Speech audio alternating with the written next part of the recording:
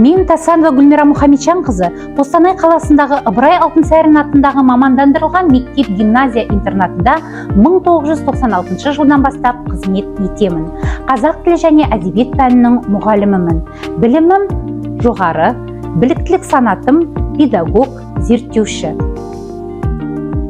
Жаңа дәуірдің күн тәртібінде тұрған келесі мәселе жаңа технологияларды тиімді қолдану болып табылады. Тәуелсіз еліміздің берік тірегі білімді ұрпақ. Бүгінгі күні саналы, рухани, бай, салауатты сыни көзқарасы дамыған жан-жақты тұлға даярлау бүгінгі ұстаздың негізгі міндеті. Бүгінгі күні өз тәжірибемде қолданып жүрген төңкерілген сынып оқыту технологиясымен таныстырғым келеді. Әдетте біз аралас сабақты жаңа тақырыптың теориясын сыныпта талқылаймыз.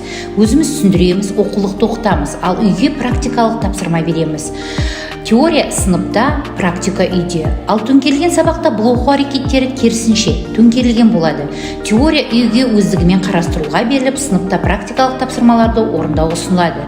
Яғни теория үйде, практика сабақта. Төңкерілген сынып оқушының тақырыпты түсінуіне жеткілікті уақыт жұмсауға мүмкіндік береді. Оқушы кез келген уақытта дәріс жазбасын кідіртуге немесе кері айналдыруға болады. Төңкерілген сынып технологиясын қолдану менің тәжірибемде оң нәтиже берді деп айта аламын. Мен мұғалімнің түсіріп жүрген бейне сабақтарын үзбей қараймын. Себебі мұғалімнің дауысын естіп, бейнесін көре отырып, сабақты үй жағдайында жылдам әрі сапалы меңгере аламын. Алдағы келе жатқан 90-дық жиынтық бағалауға дайындалуға мұғалімнің бейне сабақтары бірден-бір көмекші құрал болып табылады. Бүгінгі жаңа форматтағы мұғалімдердің негізгі мақсаты өз кәсіби деңгейін жетілдіру болып табылады.